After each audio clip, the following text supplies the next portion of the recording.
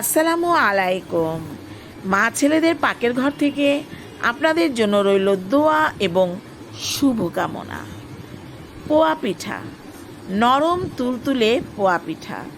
দেখুন কতটা নরম হয়েছে। একটু গরম পিঠা আমি ভেঙে দেখাচ্ছি কতটা নরম। 2-3 দিন কিন্তু এই পিঠা এভাবেই নরম থেকে যাবে। ভিডিওটি না টেনে পুরোপুরি দেখুন।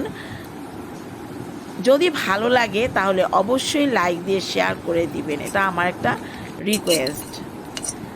2 কাপ চিনি গুঁড়া চাল নিয়েছি এবং ধুয়ে আধ ঘন্টা ভিজিয়ে রেখেছিলাম। তারপরে পানি ঝরিয়ে ব্লেন্ডারে দিয়ে তাতে ফ্রেশ 1 কাপ পানি দিয়ে ব্লেন্ড করে নিতে হবে। আমার ব্লেন্ড হয়ে গিয়েছে দেখুন। এখন এর মধ্যে আমি একটি ডিম, 2 টেবিল চামচ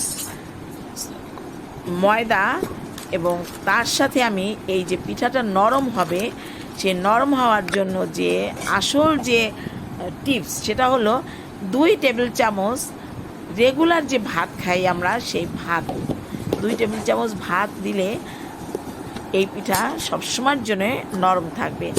এই পিঠাকে কিন্তু বলা হয় দক্ষিণাঞ্চলে আন্তেসা পিঠা, ঢাকাতে বলা হয় তেলের পিঠা। দেখুন থিকনেসটা।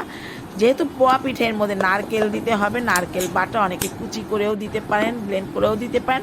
আমি কিন্তু নারকেল নিয়ে আমি নিয়েছি ডাব নারকেল। ডাবের পানি সরিয়ে নেওয়ার পরে যে নারকেল দেখা যায় যে একটু পুরু কিন্তু নরম, সেই নারকেল নিয়েছি এবং ব্লেন্ড করে নেওয়ার পরে এই নারকেল তার সাথে যে ব্লেন্ড করে চালের গুঁড়োর মিশ্রণ, সেই মিশ্রণ এবং এর মধ্যেই চিনি বা গুড় দিতে হবে। তবে আমি খেজুরের গুড় দিয়েছি। ভালোভাবে মিক্স করে মিক্সটা হয়ে গেলে তখন আধ ঘন্টার জন্য ঢেকে রেখে দিতে হবে।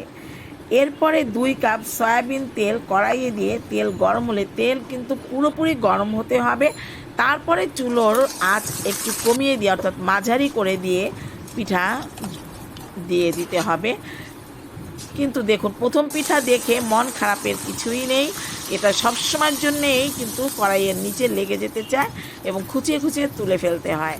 কিন্তু দ্বিতীয় পিঠাটা দেখুন যে সে পিঠাটা নিজে নিজেই কিন্তু ফুলে তেলের পর ভেসে উঠেছে এবং সে কিন্তু একাই কিন্তু ঘুরে ঘুরে হতে থাকবে। যখন একটু ব্রাউন কালার হবে তখন এটা তুলে ফেললেই হবে। যেহেতু আমি গুড় দিয়েছি এর জন্য একটু ব্রাউনটা একটু ডার্ক ব্রাউন হয়ে গিয়েছে এবং ডার্ক ব্রাউনই হবে। আরও একটি পিঠা ভেজে দেখাচ্ছি। দেখুন যে একাই সে নিজেই কিন্তু ফুলে তেলের উপর ভেসে উঠেছে এবং নিজেই কিন্তু ঘুরছে, তেলের মধ্যে ঘুরবে। প্রথম পিঠা দেখে মন খারাপের কিছুই নেই। এই পিঠা খুবই সুস্বাদু। বাসায় বানিয়ে পরিবারের সবাইকে নিয়ে খান এবং ভালো থাকবেন, সুস্থ থাকবেন, আমাদের জন্য দোয়া করবেন। আল্লাহ হাফেজ।